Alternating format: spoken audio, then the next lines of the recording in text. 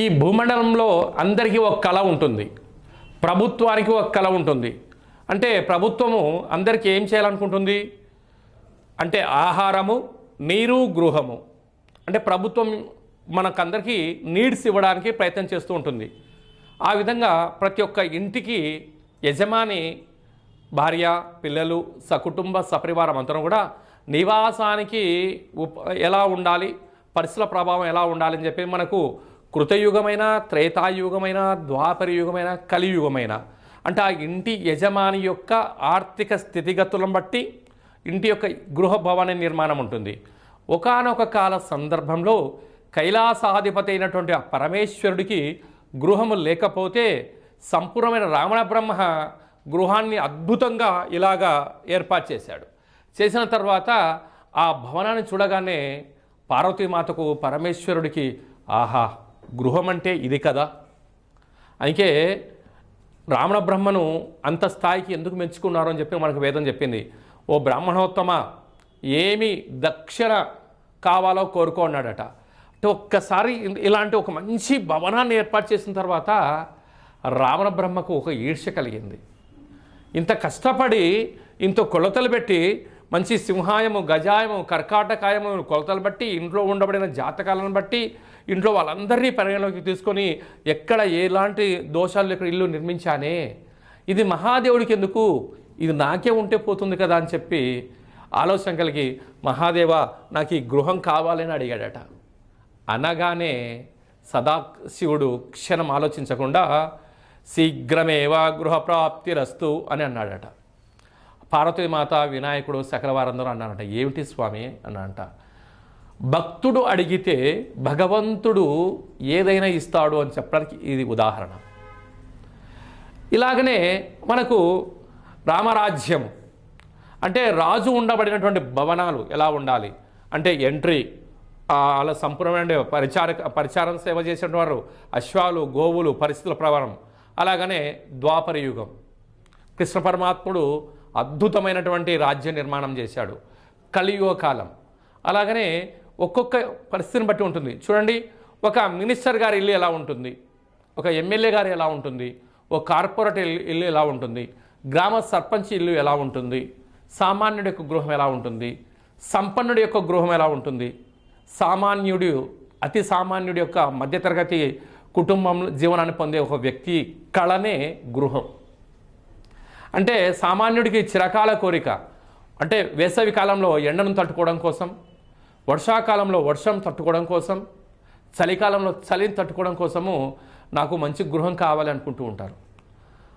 కోరిక అందరికీ ఉంటుంది, కానీ దాన్ని ఎవరైతే నెరవేర్చుకుంటారో మన ఏపీజే అబ్దుల్ కలాం గారు సార్ గారు చెప్తూ ఉంటారు, కళలు ఎవరైనా కంటారు, దానిని సార్థకత చేసుకున్న వారే మహనీయులు అవుతారు చరిత్రలో అంటూ ఉంటారు. అలాగే మనందరికీ సొంత ఇంటి కళ అనేది పెద్ద కళ. ఆ గృహాన్ని మనం నిర్మించుకోవాలంటే జాతకము, జీవితము, ధర్మపత్ని అనగా యజమాని గారి యొక్క జాతకము, భార్య జాతకము, పిల్లల యొక్క జాతకాలు, వారి ఇంట్లో ఉండబడినటువంటి యోగం ఉన్నప్పుడే గృహాలు కడతారు.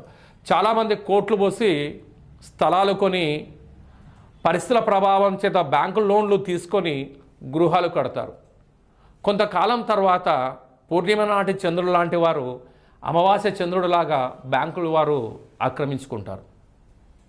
అంటే కష్టపడి కట్టుకున్నాను ఇంటిని, కార్ పార్కింగ్ ఉంది, స్విమ్మింగ్ ఉంది, సోలార్ ఉంది, వచ్చిన అతిథులకు గార్డెన్ ఉంది, ఇన్ని రకాల కార్యక్రమాలు ఏర్పాటు చేసుకున్నామే, ఇంటిని వదిలేసుకొని పోలేరు. ఆర్థిక పరిస్థితి ఎందుకు అలా జరుగుతుంది అనేటువంటిది మన అందరి ఈ వీడియో మీరు చూస్తున్నారు అంటే అందరికీ రెంటెడ్ ఇల్లులో ఉండబడిన వారందరూ కూడా సొంత ఇంటిని సహకారం చేసుకోవాలంటే జాతకం ఏం చెప్తుంది. గతంలో చాలామంది ఇల్లు కట్టారు, బ్యాంక్ లోన్లు కడుతూనే ఉన్నారు, పిల్లలు కలగరు. చాలామందికి పిల్లలు కలిగిన వారికి వివాహం కాదు, కానీ కుటుంబంలో నలుగురు కలిసి ఉండరు, ఎక్కడెక్కడో జీవన విధానం, అయోమయం, గందరగోళం పరిస్థితి ఉంటుంది. ఇదంతే కదా, గృహమే కదా స్వర్గసీమ అంటారు. అందుకే ఇల్లు కట్టాలన్నా యోగం కలగాలి. కనుక గతంలో ఉండబడిన వారందరికీ యోగ పరిస్థితి ఎలా ఉంటుందో మనం కూడా సంపూర్ణంగా తెలుసుకుందాం.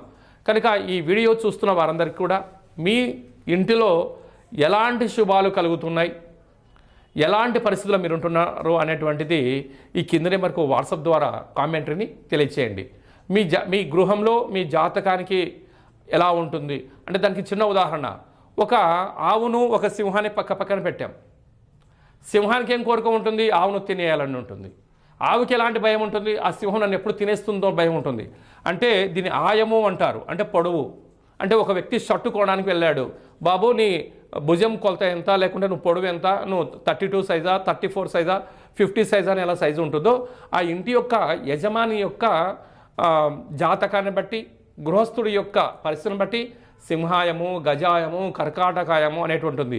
ఎవరికి ఇంటి లోపలికి ఎలా రావాలి, ఇంటి సింహద్వారం ఎంట్రీ ఎలా ఉండాలి, బాత్రూమ్లు ఎలా ఉండాలి, ఏ ఒక్కటి దోషమైనను కూడా స్వర్ణ భవనాలను కూడా వదిలేసి రోడ్లపైన సంచరించిన వారు అనేక మంది ఉన్నారు. ధర్మరాజు గారిని మనం చూస్తున్నాం, రాసులు పోసిన రాజ్యాలు కానీ అడవుల పాలైన సందర్భాలు ఉన్నాయి. అలాగనే అనేక మంది చూడండి, కట్టెలమ్మిన వారు పూలు అమ్ముతారు, పూలు అమ్మిన చోట కట్టెలు అమ్ముతూ ఉంటారు. గృహంలో ఏ ఒక్కటి తేడా వచ్చినా సర్వము పూర్ణిమ నాటి చంద్రులు లాంటి వారు అమావాస్య చంద్రులాగా విలవిలలాడుతూ ఉంటారు. కనుక గృహాన్ని సంపూర్ణంగా దోషాలు లేకుండా నిర్మించుకుందాం, మనం బాగుందాం, మన భావి తరాలకు ఆస్తిని, సుఖ సౌఖ్య భోగభాగ్యాలను అందించాలనే అందరికీ గృహంలో ఎలాంటి వాస్తు దోషాలు లేకుండా నిర్మించుకొని సుఖశాంతులతో ఉండాలని కోరుకుంటూ ఆశీర్వచనం. ఈ వీడియో మీకు నచ్చినట్టయితే లైక్ చేయండి, షేర్ చేయండి, మా ఛానల్ని సబ్స్క్రైబ్ చేసుకోండి. ఈ యొక్క వీడియో మీకు నచ్చినట్టయితే మీ యొక్క బంధువులకు, మిత్రులకు, స్నేహితులకు చేరవేసి హిందూ ధర్మాన్ని కాపాడండి.